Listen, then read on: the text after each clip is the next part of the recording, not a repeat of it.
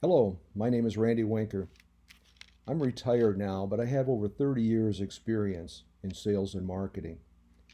My experience began selling shoes down in Fort Lauderdale, Florida in 1967. I was introduced to customers and customer segmentation although I didn't understand that at that time. Then I met a man from Wisconsin by the name of Leonard Gentine who hired me to sell cheese from Wisconsin called Sargento. Before I get started on today's topic, customer segmentation, I would like to congratulate you for taking advantage of this opportunity to gain knowledge in this business incubator program. What you have the opportunity to learn now will pay big dividends later as you enter the business world. This type of education and knowledge is something that's really acquired in many colleges and universities to a point, but actually can be learned through experience by many people after they've been in business for many, many years and reached a level of director or vice president or upper management of companies. So again, I want to congratulate you for taking advantage of that opportunity. Now let's get started and focusing on today's topic, customer segmentation. The purpose of today's presentation and discussion is to define what exactly customer segmentation is, which I'll do in a few minutes. I've taken some time to look at a brand that you're probably familiar with in a company called Lululemon. Little case study view and customer focus and the implications that they have and how that's affected their business and how they've addressed in trying to identify who their primary customer is. I also told you I worked with Sargento's Cheese Company for over 28 years in positions. I was a senior vice president of sales for my last 12 years with that company.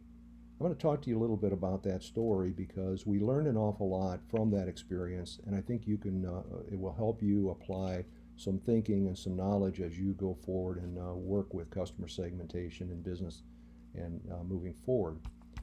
We're going to talk about customer segmentation and the focus that provides and how critical that is for business success.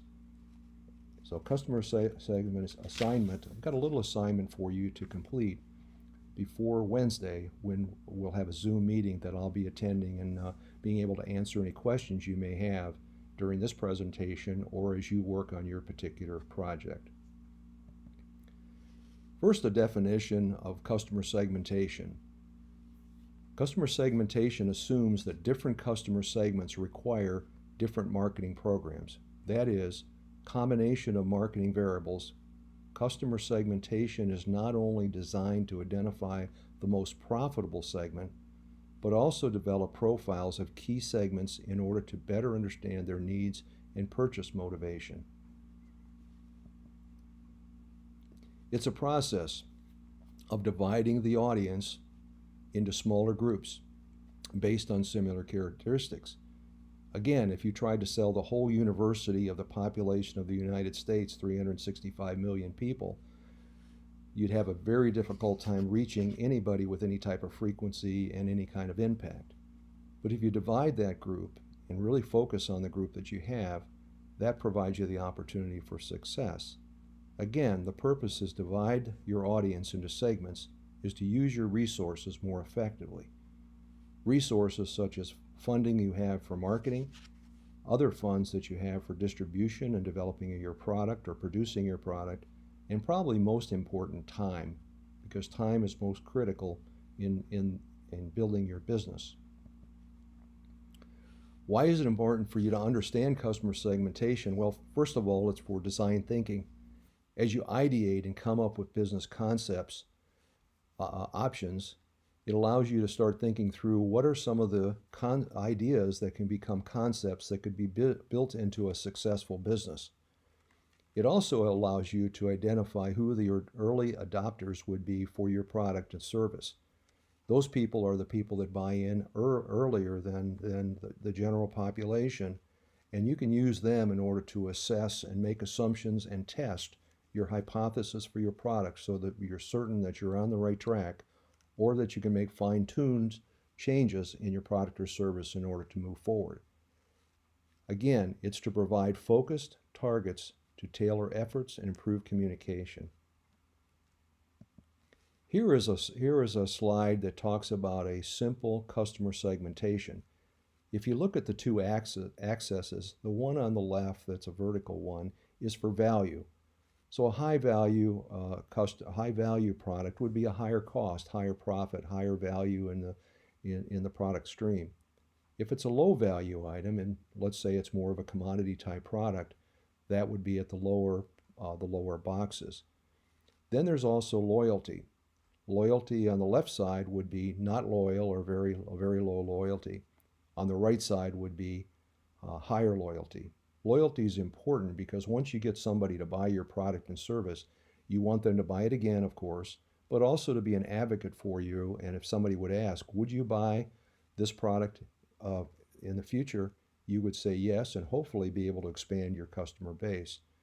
People that are not loyal and would switch depending upon price or whatever services are there would be more on the left side, either on a high value from a high cost product, high quality, a higher priced item versus a low value or a low price item, which also has, again, switchers which would switch very easily. Again, I mentioned earlier I was going to talk about Lululemon and their product line and their success as a business.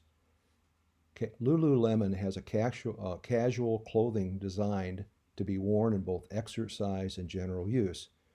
It's really fascinating because, again, if you look at their particular target customer, you envision them exercising or having the appearance that I'm really into exercise or an active lifestyle, such as these young ladies.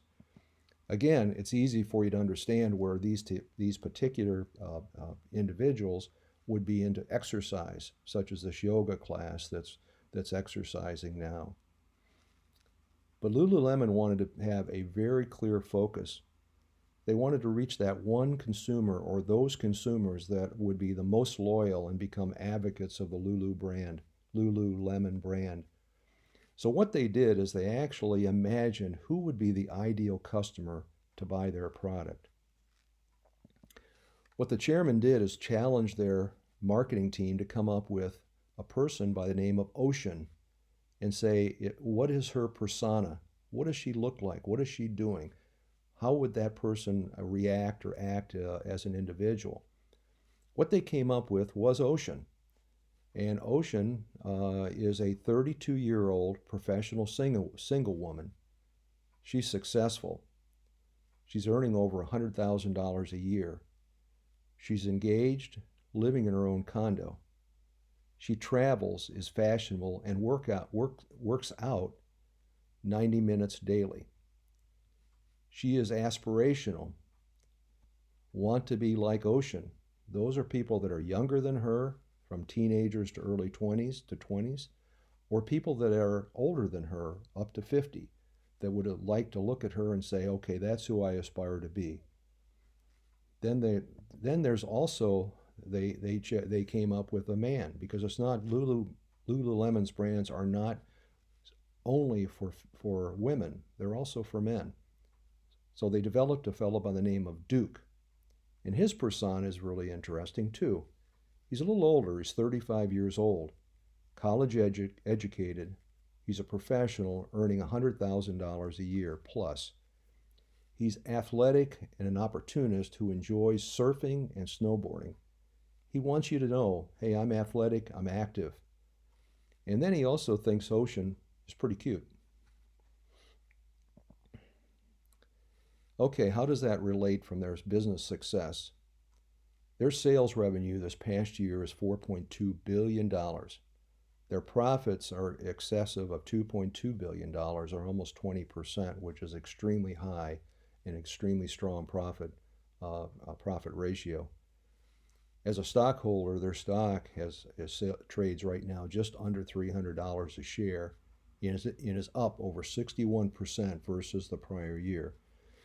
Most importantly, though, they have an extremely very loyal consumer base, which provides them future earnings, future products, and new development of products as they go forward. Again, a great success story and someone who has really segmented their customers and identified who their key customers are.